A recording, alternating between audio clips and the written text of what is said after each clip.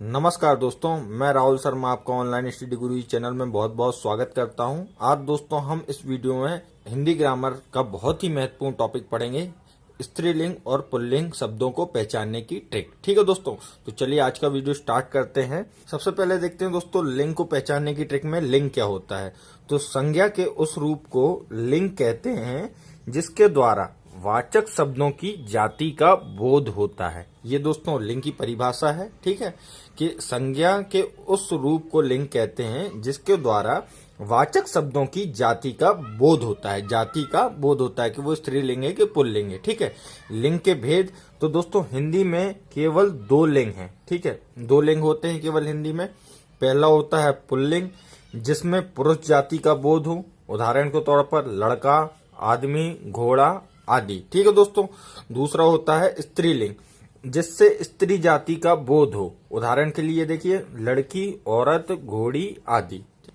तो दोस्तों सिंपल है, संज्ञा के उन रूपों को लिंग कहते हैं जिनके द्वारा वाचक की जातियों का बोध होता है। लिंग के दो भेद होते हैं, पुल्लिंग और स्त्रीलिंग। ठीक है दोस्तों, जिन शब्दों से पुरुष जाति का बोध होता है उन्हें पुल्लिंग कहते हैं, जिन शब्दों से स्त्री जाति का बोध होता है उन्हें स्त्रीलिंग कहते हैं। अब दोस्तों इन शब्दों को पहचानने की ट्रिक देखते हैं कि इन शब्दों को हम पहचानेंगे कैसे कि कौन सा पुल्लिंग है और कौन सा स्त्रीलिंग है।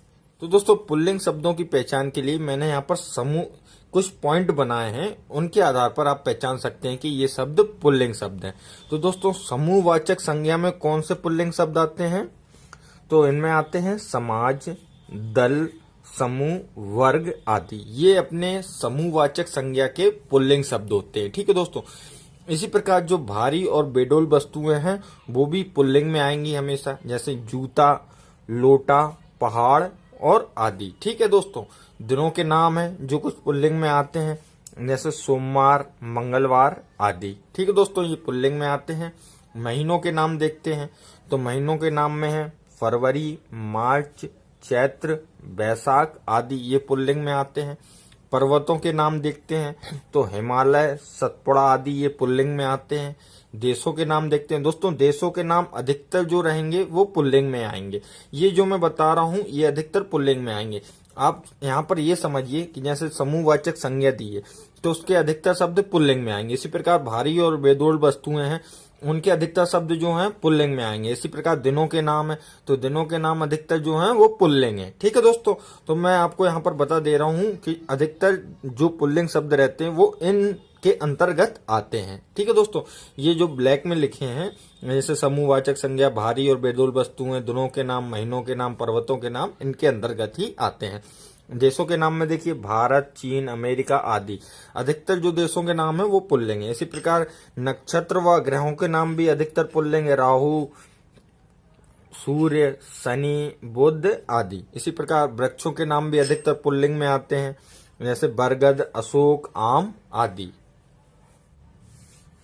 आगे देखते हैं दोस्तों, अनाजों के नाम भी अधिकतर पुल्लिंग में आते हैं, जैसे गेहूं, बाजरा, जौ आदि। ठीक है, रत्नों के नाम भी पुल्लिंग में आते हैं, नीलम, पन्ना, मोती आदि। ठीक है, फूलों के नाम भी अधिकतर पुल्लिंग में आते हैं। कई इसमें अपवाद भी हैं, फूलों के नाम कई स्त्रीलिंग भी होते हैं, लेकिन अधिकतर दोस्तों अधिकतर जो है वो पुल्लिंग में आते हैं, जैसे गेंदा, कमल, गुलाब आदि। द्रवों के नाम है जो पुल्लिंग में आते हैं, शरबत, दही, दूध, पानी, पेट्रोल, घी आदि। ठीक है, समय में देखते हैं, समय में कौन कौन से शब्द हैं जो पुल्लिंग में आते हैं, घंटा, पल। समय के दोस्तों सारे जो शब्द हैं समय के वो सारे पुल्लिंग में आते हैं। ठीक है दोस्तों, इसी प्रकार शरीर के अंग में देखते हैं, हाथ, पैर, गला, अंगूठा, दांत, सिर आदि, ये पुल्लिंग शब्द हैं। तो दोस्तों यहाँ तक आपको क्लियर हो गया कि ये शब्द जो हैं अधिकतर पुल्लिंग में आते हैं। दोस्तों आगे है अकारांत संज्ञाएं जो हैं वो पुल्लिंग में आती हैं, जैसे गुस्सा, चश्मा, पैसा, छाता आदि। ठीक है दोस्तों, और इसी प्रकार एक पॉइंट और देखिए यहाँ पर, आ, बड़ा, आओ, पा में आ की मात्रा पा, पन, का, ओड़ा से अंत होने वाली सारी संज्ञाएं जो हैं दोस्तों ये ही सबसे महत्वपूर्ण ट्रिक है। इसको आप याद रखिएगा, इन शब्दों से अगर किसी शब्द का अंत हो रहा है तो वो शब्द अपने क्या कहलाएंगे? पुल्लिंग कहलाएंगे। ठीक है दोस्तों, ये ट्रिक है इसकी। इस ट्रिक को आप याद रखिएगा। ठीक है दोस्तों, इन शब्दों से अंत होने वाली संज्ञाएं जो हैं वो पुल्लिंग कहलाएंगी। मतलब इन शब्दों से जिन शब्दों का अंत होता है वो पुल्लिंग कहलाएंगे। जैसे देखिए खेल, खेल में देखिए आ लगा है, खेल एक पुल्लिंग शब्द है। इसी प्रकार देखिए मोटा, मोटा में ये वाला आ लगा है तो ये एक पुल्लिंग शब्द है। इसी प्रकार देखिए लड़कपन, लड़कपन में क्या लगा है, ये पन लगा है तो ये पुल्लिंग शब्द है। आदि इसी प्रकार के शब्द होते हैं। ठीक है दोस्तों, क्लियर हो गया यहाँ तक, कोई दिक्कत नहीं, आपको पुल्लिंग शब्द समझ में आ गए। और इसी प्रकार एक छोटा सा पॉइंट और है, मच्छर, गेंडा, कौआ, भालू, तोता, गीदड़, जिराफ, खरगोश, जेबरा आदि सदैव पुल्लिंग होते हैं। ये थोड़ा सा एक पॉइंट याद रखिएगा। ठीक है दोस्तों, क्लियर हो गया, आप पुल्लिंग शब्दों को आसानी से पहचान सकते हैं, कोई दिक्कत नहीं होगी आपको पुल्लिंग शब्दों को पहचानने में। इसी प्रकार से अब देखते हैं हम स्त्रीलिंग शब्दों की पहचान कैसे कर सकते हैं। ठीक है दोस्तों, अब दोस्तों स्त्रीलिंग शब्दों की पहचानने के लिए सबसे पहले देखते हैं समूहवाचक संज्ञाएं कौन सी हैं जो स्त्रीलिंग में आती हैं। जैसे भीड़, सेना, कक्षा, सभा, कमेटी आदि। ठीक है, छोटी और सुंदर वस्तुएं जो हैं वो हमेशा स्त्रीलिंग में आएंगी। जैसे जूती, लुटिया, पहाड़ी आदि। नक्षत्र हैं जो स्त्रीलिंग में आते हैं, रेवती, चित्रा, भरणी, रोहिणी आदि। ठीक है, बोली हमेशा स्त्रीलिंग में आती हैं, मेवाती, ब्रज, खड़ी बोली, बुंदेली आदि। नदियों के नाम जो हैं अधिकतर स्त्रीलिंग में आते हैं, रावी, गंगा, झेलम, ब्यास आदि।